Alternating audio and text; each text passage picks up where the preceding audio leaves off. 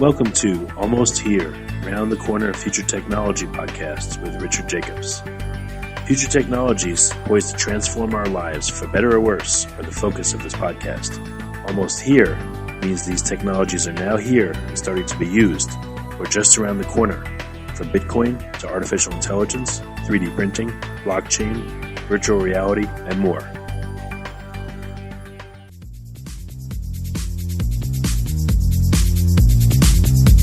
Coming to Dallas, Texas, September 14th, 15th, and 16th, 2018, the Blockchain and Future Tech Expo. This is going to be a gigantic conference of over 5,000 people. We're going to be talking about blockchain and its applications. We're going to be talking about quantum computing, cybersecurity, artificial intelligence, and several other future technologies that are poised to and actually changing our lives as we speak. Here's why you should attend. As you may know, early adopters are the ones that investigated and profited from things like the gold rush in the 1800s, from the dot-com boom in the 1990s, from the internet boom in 2005, from the smartphone explosion in 2007, from the real estate boom that ended in 2008, and of course, from the Bitcoin boom that started in 2012. Early adopters act now. They don't wait till later. They go out west first. In their covered wagons, they find the biggest gold nuggets. If you consider yourself an early adopter and you want to find the biggest nuggets, then you owe it to yourself to attend this upcoming conference. Blockchain is going to affect how we control and store our medical data, how we send money around the world, how we bank, and more. But artificial intelligence, quantum computing, and cybersecurity will play a pivotal role in our lives as well. And that's why our next event, September 14th to the 16th at the Dallas Convention Center, is going to have not only 5,000 plus attendees, but will showcase blockchain, AI, cybersecurity, quantum computing, and more. You want to get in on the coming gold rush of future tech and opportunity as an early adopter. Don't be left out. To register, go to bftexpo.com. That's blockchainfuturetechexpo.com. Thank you. Hello, one and all, to the Future Tech Podcast. I am Alan Thomas, and today I have Jamie Holmes, editor of BTC Manager, here with me. How you doing, Jamie? I'm good, thanks. How are you? I'm doing pretty good. I'm just ready to get right into it. What is BTC Manager all about? What do you guys do? Well, we're all about the cryptocurrency industry. So we're like a platform for news and education and to observe the markets of the cryptocurrency markets. So we provide information, news, and commentary based off it. So you're kind of like a one-stop shop news source, I guess, for all things cryptocurrency then? Yeah, in a way, yeah. And how long has BTC been around? How did it come about? So BTC Manager's been around late 2015. So I think it started November 2015. And then I joined in December 2000 right after. So it's been a while. Oh, okay. And how much content would you say that you guys pump out per day? Is it just maybe one or two articles, or is it more like 8 to 10 articles, or it just depends on the day? Yeah, it would depend on the day, but generally it's around, I'd say, 7 to 10 articles per day. Okay, and for those who are getting familiar with BTC when they go to your website and such, is there a subscription process, or do they just need to come back every day, or how does that work? Okay, so we have notification subscriptions which people can sign up to, and then every time a new story is published, it will just pop up in their browser, and then they can just click on it and read it. So that occurs for every news article. We also have an email subscriber newsletter as well, which they can subscribe to, and then they can just follow us on social media as well, like Twitter, Instagram, and Facebook. Okay, and I was seeing a story on the site about how it was stating that there were the 17th million Bitcoin had been mined, and that meant that there were 4 million left? Yep.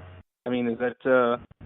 Is that to say there actually is a limit to this, or to cryptocurrency in general, or is that just another stage? That just means we're coming to the end of another stage of this?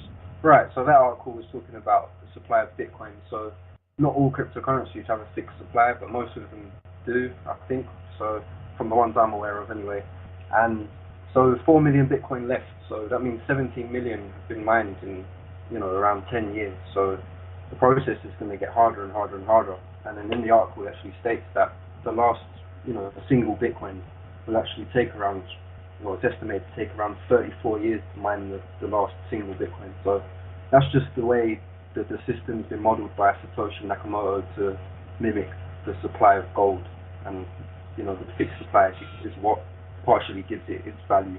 Okay, and in terms of the company itself, BTC Manager, what do you see as kind of the roadmap for the service over the next few years?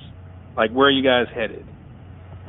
So our aim is to be the go-to source for news and commentary and education on cryptocurrencies, but mainly focusing on the major ones: Bitcoin, Ethereum, Litecoin, and Monero. So it's quite an ambitious goal, but that's eventually where we want to be. So we're always constantly learning ourselves, because we're not experts. We didn't study cryptography. We didn't study, like, I studied economics personally, so I kind of understand that aspect. And we have writers who are from varied backgrounds, so we're always constantly learning and trying to make sure the quality of our content is the best out of all of our competitors. And as far as the way that you got hooked up with BTC Manager, you were already a journalist by trade, or how did that come about? No, so how I got involved with BTC Manager was I used to do articles about forex and stocks, and I used to do like technical analysis. That's what I was into at that time, around 2014, because I was working as a forex trader for a while, and I got really into that. And at the time, I was already aware of Bitcoin, and I was looking for like a role where I could use those skills to write about the cryptocurrency markets, and that's how I got started with BTC Manager. I started writing price analysis for Bitcoin, and then eventually Ethereum as well. And then more and more I got into cryptocurrency. I was just amazed by the multidisciplinary aspect of it. So how it includes computer science, economics, and a whole bunch of subjects. And then I just started branching out in terms of writing. I've always enjoyed writing, so it was kind of combining two passions together. And then it was like it just blew my mind, like how revolutionary it could be. And I just got more and more interested into cryptocurrency, especially Bitcoin. And that's how I ended up here today. So are there any cryptocurrency or blockchain books on the horizon for you? Maybe something brewing? You mean me writing the book? Yeah. Since you studied it so extensively up to this point. Maybe. I'd have to think about it. It's not something I've been planning. But one of the writers I used to work with, who worked with us, his name's Christoph Bergman. He's from Germany. He actually said something like that to me recently. Like, he's going to write a book because he's fed up with like loads of people writing books about it, and they don't really know what they're talking about. Well, that's as good a reason as any to start writing a book, I guess. Set the record straight. It's like, So I think there is a need. That's the thing as well about the website and BTC Manager, is that there's a need for education in this space, because it's a very complex subject and it's fast moving, and everyone's trying to promote their own. There's a lot of conflict of interest, and everyone's trying to promote their own affiliations or projects or whatever. So that is kind of like part of our mission as well. It's like we need to provide the information for people to make up their own mind, instead of telling them, this is the next big thing, or this is what is worth investing in, or this is going to revolutionize the world. So if I was just getting started with cryptocurrency of any sort day one, then BTC Manager is a source I could go to for kind of a trusted way to get the right information. Yeah, like I would say, we're not perfect. We're always trying to improve, like I said earlier. So, but the intention is there. Like that's our intention. We're just trying to educate and just bring as much information to our readers as possible. And let's talk about the future of this industry. What do you think it will look like going forward? Just in terms of, or just in general, since like I said, you cover this so extensively. Yeah, we are still in early stages. Bitcoin's only been around for like not even 10 years as a cryptocurrency. So I'm optimistic. I think fiat currencies, they don't last forever, shown by historical evidence. And since 2008, global financial crisis, nothing's really been fixed. What was meant to be fixed, like debt to GDP is still massively high in pretty much every major economy. So in my view, I'm optimistic that it will provide a way for people to transact with without having to worry, you know. So it could be inflation or volatility of exchange rates. So that's why we're seeing cryptocurrencies adopted mainly in developing countries at the moment. So once the developed economies start to pick it up and start to realize, I think it's going to move like really fast, and people realize like the benefits and why it was created. But do you think we could be moving toward a point where some of the world's governments will try to create their own cryptocurrency as a way to try to keep citizens close to them, you know? Yeah, I think they will attempt that. The Bank of England's very keen on that idea. A few other banks are quite keen on that idea, but I think it's just delaying the inevitable. They're gonna create these national cryptocurrencies, but you know, they're not gonna have the same advantages of Bitcoin or maybe some of the other cryptocurrencies. So I think it would just be like, that will be a stage or like a fad that will pass. Maybe it will be implemented. So actually in Venezuela they already have some sort, well, supposedly it's a cryptocurrency, but not many people are convinced that it's actually genuine. But you know, governments are just going to kick the can down the road for as long as they can. So I think governments will eventually not accept Bitcoin, but you know, like maybe have it as part of their foreign reserves, because it's not correlated. It's kind of like it's supposed to be uncorrelated asset, so it doesn't really follow other currencies. It just does its own thing. So I think eventually we'll see governments, you know, become more friendly to Bitcoin, but it's quite a long way away, I think. So it's probably the fact that there's a lack of control there with it that they don't have. That's probably what's making them so slow to adopt, I would think, right? Yeah, that's a big thing about it. They can't control it, so it's kind of like you have to admit to yourself that you can't control it, and you know, that's probably hard for most governments to admit. Oh, definitely. And but to this topic, we actually interviewed an interesting guy. His name's Papa Wassa Chifi Nodlom. I think he's of Ghanaian origin, and he's trying to get at least one central bank in Africa to start putting their dollars into Bitcoin, so they have like a more stable foreign reserves. So if anyone's interested in hearing more about that, they should check out that article. Oh, we can definitely do that. How do you think? Do you think that's a realistic goal to have, or is that just something that would just be like a light years away for that to happen? Oh, do you mean like central banks like starting to build Bitcoin? Exactly. Yeah. A central bank. Well, it's quite hard to say, because whoever does it first, they have the most to gain. But at the same time, no one wants to be the first. So, but I wouldn't be surprised if it was a developing country. Oh, so it would almost be like a domino effect. You'd have to see the first central bank or first world government kind of step in and not just do it, but make a success out of it, and then everyone else would just copy. Yeah, exactly. So the way I like to think of it is, you know, in the Great Depression, the countries that first got off the gold standard were the first ones to recover, because the gold standard effectively limited their control of the money supply. So the countries that got off the gold standard first could actually, you know, artificially inflate their money supply and, you know, kind of generate an economic recovery.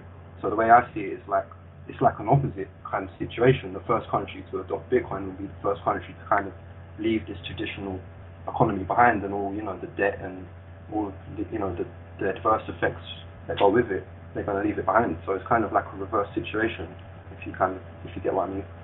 Understood.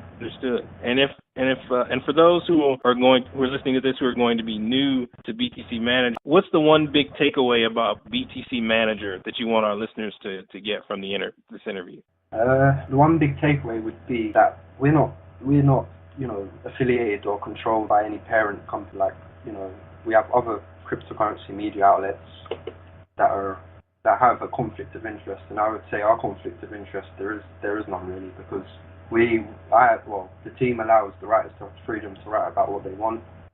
So sometimes you'll find commentary or opinion type pieces, but that's just someone stating their opinion.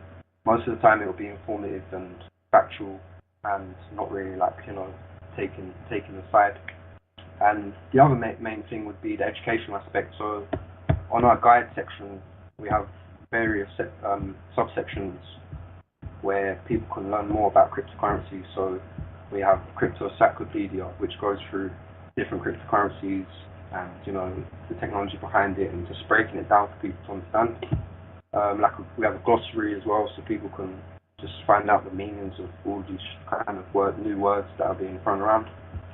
We also have a guide on trading strategies, so explaining how to use technical analysis, so that if there's any traders or investors listening, that might be interesting to them. And we even have a guide on like travel, so we're looking to expand that, but it's just basically an overview of like certain cities and where you can spend Bitcoin or cryptocurrencies. So I could actually come to you guys and get a list of I guess Bitcoin friendly cities or cryptocurrency friendly cities that I could use it in. Well, the travel guide there's only like 5 entries at the moment, but we will expand it. So basically they're all in Europe at the moment. So we have London, Prague, Amsterdam, and Arnhem in the Netherlands, and also Vienna in Austria as well. So in those guides, you could just get a feel for like, oh, what can I do with Bitcoin in these cities? And yeah. I mean, but that's exciting because we know that list is going to expand over time. So it's just great to see that it's even available, that there are actually cities available now where we can do that. Yeah. It's growing all the time. I think the adoption is becoming more widespread, slowly but surely. And I heard you mention it earlier, but I just wanted to kind of touch on it one more time. So there are definitely, I mean, we know there are other cryptocurrency media outlets, but I guess that seems to be kind of a problem, like you said, the fact that they may be connected to particular parent companies, so maybe they can't report on certain topics, or is it kind of a widespread problem in terms of cryptocurrency media outlets? I'm not going to name any names, but Oh no! I'm not asking you to name names. I would say apart from BTC Manager, and I may be biased because I work for them, but there's only like 2 or 3 other cryptocurrency media outlets that are quite big and well known that I would say like are not that biased, but the rest of them are. So it's not just the biasness either. It's just like fact checking kind of aspect of it as well. I think, you know, everyone's racing to get the first story out, like to be the first to get a story out. So I think that's kind of a problem as well. But with the conflict of interest issue, you know, you have some cryptocurrency media outlets that are loosely or closely affiliated with certain cryptocurrencies, and some of them, yeah, they're legit and genuine cryptocurrencies, but you know, when someone's reading about it, they need to know certain things, and they need to know, like, you know, you need to know the advantages and the disadvantages. You need to know the risks and the reward. And then in other cases, the cryptocurrencies are complete scams, and you know, one of them I can say the Bitcoin, and that's promoted by was promoted by one of the major outlets that's well known. So when there's like affiliations, it kind of distorts the main goal. Like, it links back to what we were saying earlier about what is the mission of BTC Manager. So when you have those affiliations or, you know, conflicts of interest, it kind of skews and muddies the waters a bit. So Jamie, what is the best way for our listeners to engage with you and BTC Manager? I'm on Twitter pretty much all day, so people can just at me or DM me, or they can at BTC Manager or DM BTC Manager. I also have my email on my Twitter account as well, so people can feel free to reach out to me and email me. And yeah, those are the best ways. Okay, great. Well, I want to thank you, Jamie, for coming on to the podcast and giving us a lot of good information and sharing your time and your expertise with us. Thank you. It's a pleasure. All right. Coming to Dallas, Texas, September 14th, 15th, and 16th, 2018, the Blockchain and FinTech Expo. This is going to be a gigantic conference of over 5,000 people. We're going to be talking about blockchain and its applications. We're going to be talking about quantum computing, cybersecurity, artificial intelligence, and several other future technologies that are poised to and actually changing our lives as we speak. Here's why you should attend. As you may know, early adopters are the ones that investigated and profited from things like the gold rush in the 1800s, from the dot-com boom in the 1990s, from the internet boom in 2005, from the smartphone explosion in 2007, from the real estate boom that ended in 2008, and of course, from the Bitcoin boom that started in 2012. Early adopters act now. They don't wait till later. They go out west first. In their covered wagons, they find the biggest gold nuggets. If you consider yourself an early adopter and you want to find the biggest nuggets, then you owe it to yourself to attend this upcoming conference. Blockchain is going to affect how we control and store our medical data, how we send money around the world, how we bank, and more. But artificial intelligence, quantum computing, and cybersecurity will play a pivotal role in our lives as well. And that's why our next event, September 14th to the 16th at the Dallas Convention Center, is going to have not only 5,000 plus attendees, but will showcase blockchain, AI, cybersecurity, quantum computing, and more. You want to get in on the coming gold rush of future tech and opportunity as an early adopter. Don't be left out. To register, go to bftexpo.com. That's blockchainfuturetechexpo.com. Thank you. You have been listening to Almost Here, Around the Corner Future Technology podcast with Richard Jacobs. Subscribe to this podcast, post a review to discover more future technologies that are poised to transform our lives for better or worse, such as Bitcoin, artificial intelligence, 3D printing, blockchain, virtual reality, and more.